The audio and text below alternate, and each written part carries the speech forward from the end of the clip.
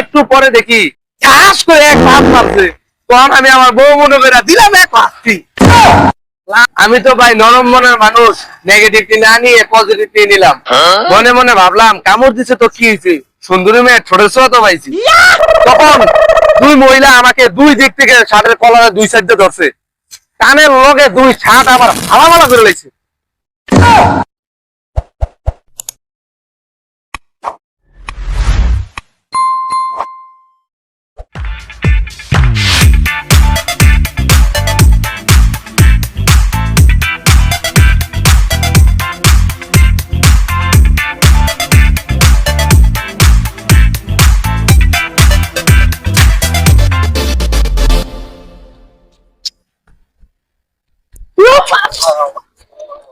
উফ, ও ভাই ভাই ভাই, sorry sorry sorry sorry sorry ভাই। উফ, ফুটেন ফুটেন ফুটেন। ওই ভূত ভূত ভূত ভূত ভূত ভূত, আল্লাহ গো আল্লাহ। আরে বন্ধু, আমি ভূত না, আমি জুনাই দে। হ্যাঁ, জুনাই? আরে তুই জুনাই দে। এ আল্লাহ, বন্ধু তোর বাইরে কি অবস্থা করছে। সেই সেই সেই সেই। উঠ উঠ উঠ উঠ উঠ উঠ। আল্লাহ,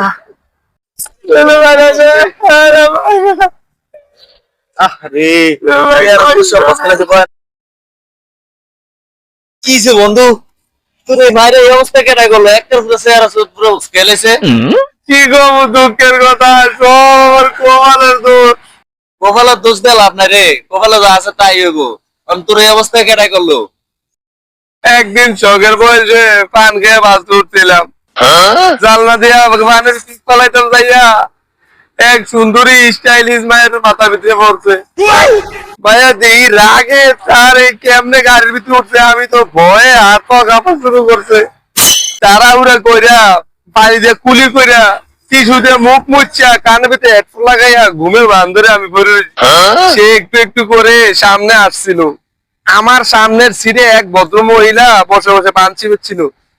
তখন ওই মেয়েটা ওই ভদ্র মহিলাকে উদ্দেশ্য করে বলতেছে, এ বেদব মহিলা, তুই আমার মাথার মেঝে পানের চিপ ফেলাইছিস কি লিখিয়া? তা শুনে ভদ্র মহিলা ঠাস করে ওই মেয়েটার গালে দুই থাপ্পড় বসাই দিছে। বলতেছে, এ ডিস্কো মেয়া, তুই কাকে বেদব বলস? ঘোড়ার লেজের মতো সুর কালার কইরা চোখে কি শস্য ফুল দেখতেছস? দেখা করছিস নি কোনো?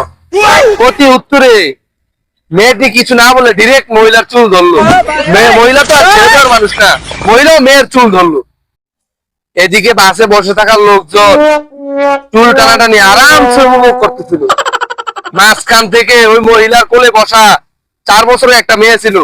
ওই মেয়ে জায়গা ডিস্কো মেয়ের গালে কামড় বসাই দিছে।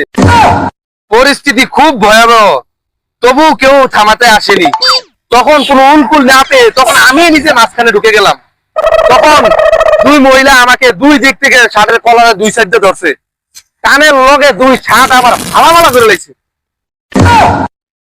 মানবতার খাতিলে তাই কিছু বললাম না, দুইজনের একজনকে তো থামাইতে হইব। তাই যখন থামাতে গিয়ে মহিলাকে আমি টেনে ধরলাম। এদিকে বাচ্চাটাকে একা পেয়ে ওই ডিস্কো মেয়ে কামড়ের প্রতিশোধ নিতে গেল। যখন মেয়েটা বাচ্চাটাকে কামড় দিতে গেল, তখন মেয়েটাকে আমি টান দিয়ে নিয়ে আসলাম। তখন বাচ্চাটার জায়গায় আমার গাল চলে গেল, যার ফলে মেয়েটার কামড় আমার গালে এসে পড়লো আর 32টা দাঁতের কামড়ের ছাপ পড়ে গেল। তখন পরিস্থিতি একটু ঠান্ডা হতে শুরু করলো। তখন মেয়েটি এসে আমার হাতে ধরে সরি সরি বলা শুরু করলো। আমি তো ভাই নরম মনের মানুষ, নেগেটিভটি না নিয়ে পজিটিভটি নিলাম। মনে মনে ভাবলাম কামড় দিছে তো কি হয়েছে, সুন্দরী মেয়ে ছোট ছোট তো পাইছি। এটা ভেবে মাফ করে দিয়ে বললাম, ঠিক আছে, কোনো সমস্যা নেই।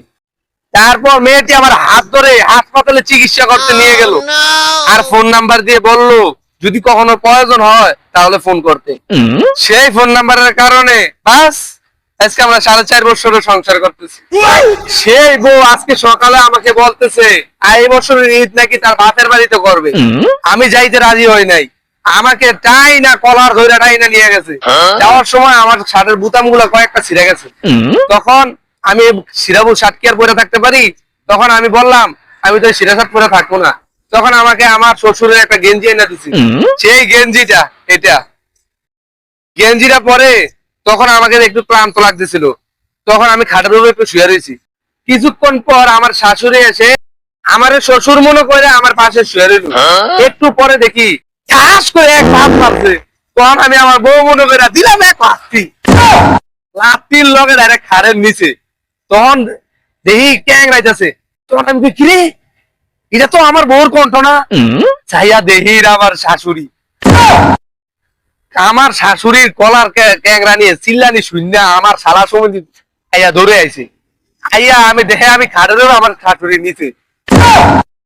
তারা কি রয়েছে কি মনে করছে ভাই? আমার তো এমন খিলাইছে রে ভাই, খিলে আইছে আমার এই অবস্থা করছে, আমি কোন রাস্তা লইয়া পালাইছি রে ভাই। যা কোনো যাওয়ার হয়েছে আর কি করবো, চল ডাক্তারের কাছে নিয়ে তোর ওষুধটা দেখি না দিয়ে আয়। সাবধানে,